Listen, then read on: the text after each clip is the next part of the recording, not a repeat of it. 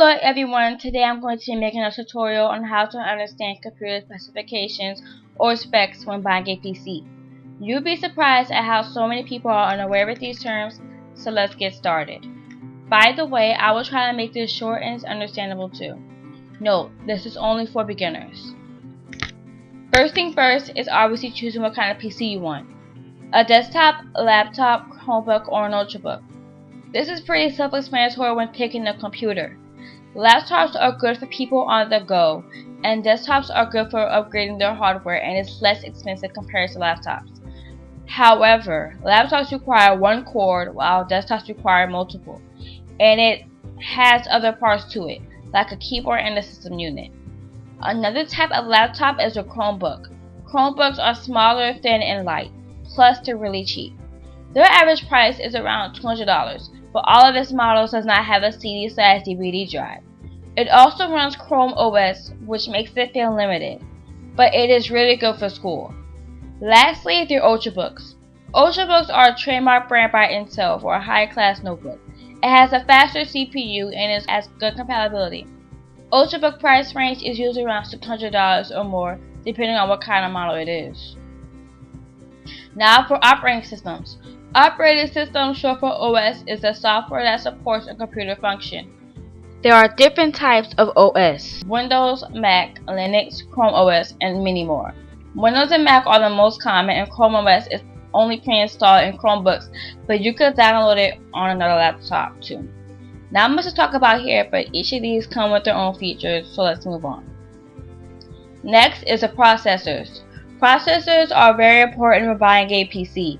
You could get a single, dual, quad, or even an 8-core. You see, cores are like tiny brains that help your computer process things quicker simultaneously.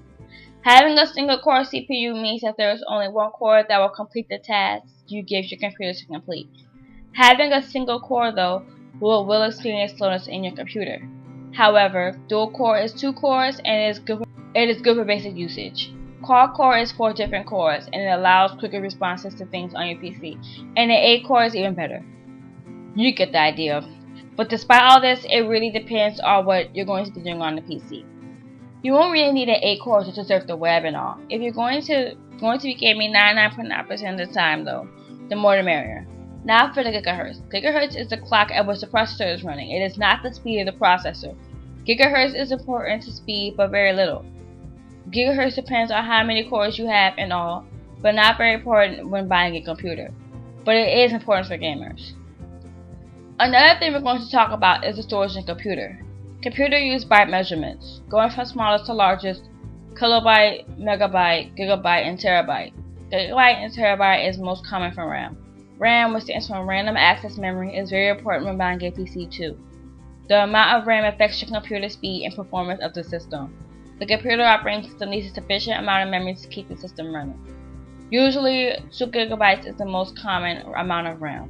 1 gigabyte is okay too, but you won't be able to do heavy tasks, and Windows alone require 1 gigabyte.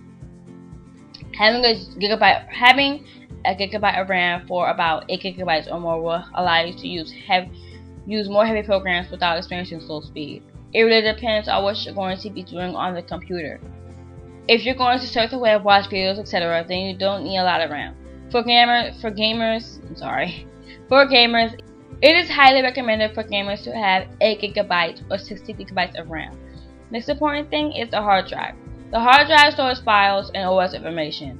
The amount of disk space you have ties into the computer's performance, so less storage equals more problems. Plus, having less storage gives you easy access to a fragmented disk and a slower PC. Another super important is a graphics card. A graphic card can be integrated or dedicated. A display adapter that is integrated means that it does not have a PCI/AGP, like one you can remove. It is building your motherboard, which means that you cannot upgrade it or remove it. A dedicated card is separate from the motherboard and it has its own RAM, but there are more differences. Integrated graphics card is cheap, but it does not use its own RAM. It uses the system RAM too. It requires less heat, less power, and improves battery life. Plus, it's good for everyday graphics processing. Integrated graphics card is only for laptops. only for laptops. Dedicated graphics card is the opposite. It is less expensive, but it has its own RAM. Good for serious gaming and professional design. It also needs a good fan, and it does increase battery life. The quality of a graphics card is not based off of its memory. The processor is important too. High-end cards use a lot of power and will fire GPU without a cooler. Like mine, my graphics card couldn't take the heavy programming, and now my screen has green dots and fuzzy stuff on it. Lastly, the peripherals, which is the inputs in the computer.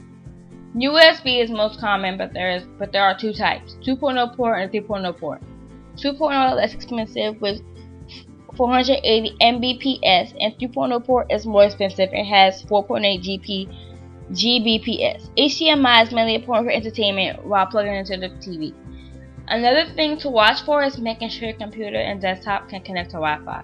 You can ask, obviously, but when you look at a PC you want, if it has 802.11 GBN, that's a wireless connectivity, then it can connect, and this is the most common.